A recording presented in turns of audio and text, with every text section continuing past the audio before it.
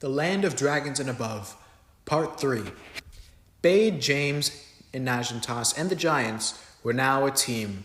The team set out to their next destination, the Mystery Forest. The Mystery Forest was part of the Land of Fawns. They looked around. The sun was setting. At the bottom of the mountain were portals. "This is the one to the Mystery Forest," Najentas told the new army. They went inside of it. On the other side, they were in a forest. Then a flash went through the bushes. James and Bade looked at each other. "Who goes there?" James asked. Out came a fawn. "Hello?" the fawn asked. "It is okay. Can you show us your village?" Najentas asked. "Okay, follow me," the fawn answered. The fawn's name turned out to be Hadiropat. Hadiropat led them to the village. He showed them all of the creatures. "Okay, everyone. Isialp imok erech," meaning please come here. Centaurs and fawns were the creatures that lived in the Mystery Forest, so they came there. James told them that all the men needed to come with them in the army to beat the evil wizard. "Okay, all male centaurs and fawns, please come to Najentas to get your armor," James told them. Many centaurs and fawns went over to the dwarf. Poor Najentas was so busy that he got run over a couple times by the tall centaurs.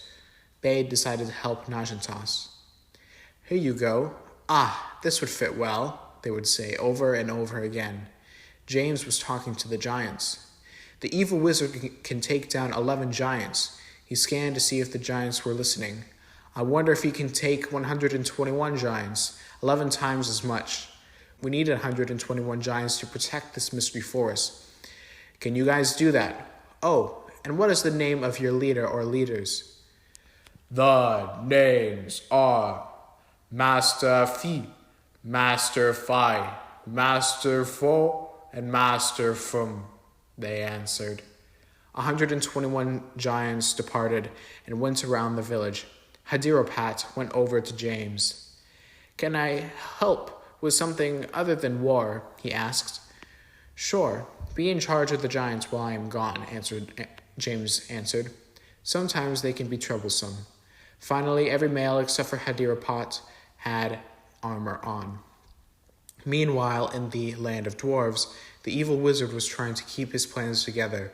He had spies to watch James and Bade, as they seemed to become a growing threat to his plans. "Sir, the 2 boys have gone into the Mystery Forest," an army dwarf ran over. "Have they taken the men of the Mystery Forest with them?" the evil wizard asked. "Yes. What should we do?" "We will go to the Mystery Forest and attack its inhabitants," the evil wizard answered. "Malcolm, prepare my army of dwarves and giants." "Arr! Yes, master." The army marched over to the Mystery Forest. A new morning rose as they walked. Once they reached it, the evil wizard told them to go to the village. "Don't just stand there, get 'em!" the evil wizard yelled. The army of 2,054 dwarves and 3 giants went over to attack the poor village, but before they could lay their hands on it, a surprise amount of giants attacked. "What is happening?" the evil wizard yelled. "Sir, the 2 boys must have sent them," an army dwarf answered. "Well, destroy them," he answered. He fired a lightning bolt at an attacking giant and killed him. He looked over at the scene. Many of his dwarves and giants were killed by a single giant, but the other giants were destroying his army quicker. "Retreat," he yelled, even though he hated to say it. His army fell back in retreat. "Tell me the size of our army now," he asked Malcolm once he caught up with him. "A decrease of 1,046 dwarves and a decrease of 2 giants," Malcolm answered, limping. "That is an insufficient amount to defeat the good witch. I think we should surrender." "What? Never," he yelled.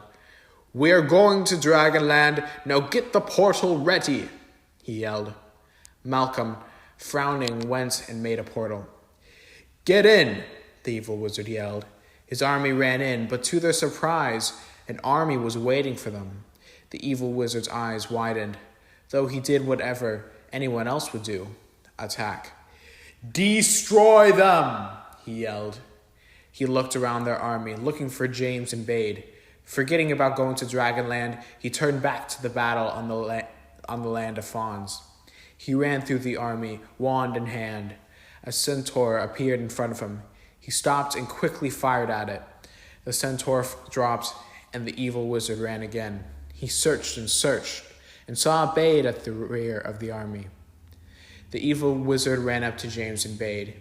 He stopped to look at them. James' battered cap was easy to see. It had holes, and dirt splattered all around it. "You boys are a disturbance. You shall be destroyed," he yelled as he pointed at them with his wand and was ready to fire. The grassland on which they stood was bright green. James and Bade acted calm and silent. Right as a light came from his wand and fired, it was blocked by something else. Something above. "What did you just do? Tell me!" he yelled at James and Bade.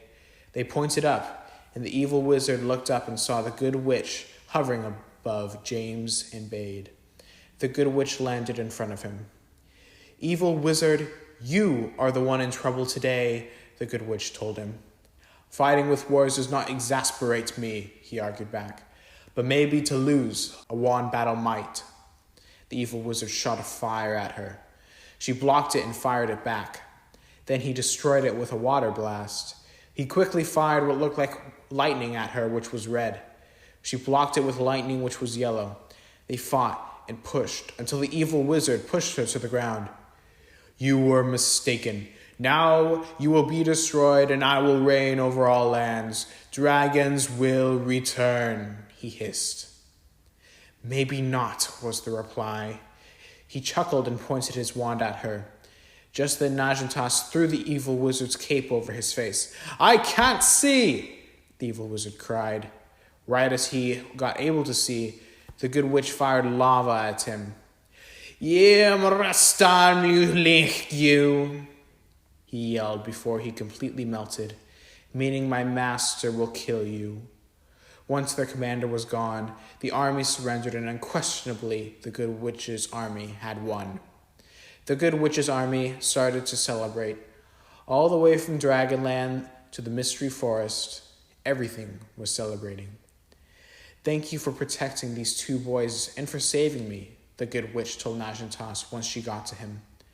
"I am grateful that I could help you in many ways," he answered with a smile, thinking, "If I did not pull the cape, we would have lost." The good witch went over to Bade and James. "What is your opinion of this battle?" she asked. "I always loved to fight with swords. Now I got the opportunity to fight for real," James answered. "I remember that I started to like fighting with swords around the age of 5. I still got a toy sword and shield." "When the evil wizard was going to attack us, we knew that you were there to help and protect us," Bade answered. The good witch smiled at their answers. Malcolm walked over to them and fell to the ground. "Please forgive me." He burst into tears. The good witch looked at him. "You have my forgiveness," the good witch answered. "Really?" he asked, wiping away his tears and standing up. "Of course," she answered. She looked around the celebrating army and surrendering army. Suddenly, she got an idea. "Amit, hiot im il sak," she told everyone. "Time to go to my castle." The good witch then pulled out the bouncing penny and tossed it on the ground. The penny then bounced very quickly until it formed a purple portal to the land of dragons. Everyone went into the good witch's dining room where they ate and talked. "What a crazy day," James told Bade, grabbing another cheese pizza slice. "Sure was," Bade answered, picking up his fork for a piece of chicken. "I'm glad you two are happy," Najentas, who was sitting in front of them, putting down his cup, "because so am I." The good witch stood up and everyone quieted down. "Today," she cleared her voice, "I would like to thank an important dwarf." "Najentas, will you come here?" she told them. Najentas stood up and walked up front where the good witch was. Everyone started clapping, and James and Bade cheered. "He is a dwarf who helped everyone in being confident and not giving up. He guided everyone in uniting against the growing threat of the evil wizard, she told them. The good witch looked at Najentas, smiling, and held out her hand. I would like to award him, being the leader of Dwarf City, the good witch announced. A golden ball appeared on her hands. Najentas, grinning from ear to ear, took it and held it high for everyone to see. Everyone clapped and cheered even harder than before. Bade, who was clapping, looked at James, who was looking at the golden ball and clapping for Najentas. Bade, James, will you please come up here? She asked when the clapping ceased. James and Bade went up. These two boys are the reason we won. They aided in the force against the evil wizard. They were the instigation that led to his demise, she told them. Some creatures looked at each other in surprise. Even so, they clapped and cheered. Najentas smiled. Will you all come outside to say goodbye to James and Bade? She asked. Everyone hesitated and looked at each other. They were thinking, we only stand up if we are done. Do not worry. You can either keep eating or say goodbye, the good witch told them. They all stood up. For who knows how long they will be gone, they thought. Some creatures started crying, though they knew they would come back sometime. As they were gathering to leave, Bade noticed Lycos, the werewolf that they had met whenever they first came to Dragonland, out there crying and celebrating for them. Don't ever forget me, Najentas told them, with dwarf tears in his eyes. We'll never forget you, of course, Bade told him, holding back tears. It is time for you to go, the good witch told them. Here is a penny. Say the good witch of Dragonland in Yatteral, our language, to come back when you guys want to. She gave them the bouncing penny, which Bade noticed had a purple diamond-shaped symbol on it. So that is what your language is called. Yatteral, Bade told them. Yes, it is, Bade told her. Yes, it is, she answered. She started making a portal by making her arms move real fast. Goodbye, everyone. We will miss you, James called. They then jumped right in. They ran throughout the portal. What did you think of this adventure? James asked Bade. He didn't answer, so they just did not talk at all throughout the portal. Finally, they reached the other side of the portal. Once they got there, everything was back to normal. James took off his cap. Wow, look, James told Bade. My cap is fixed. Wow, what time is it? How long have we been gone? Bade asked. James looked at his watch. It's only been 10 minutes. Wow. Anayat nak Tiwa Hwot Hyo Cab, Bade said, meaning I can't wait to go back. Yeah, though how about this? Race you home, James told him, and they took off. In the background was the bouncing penny. Boing.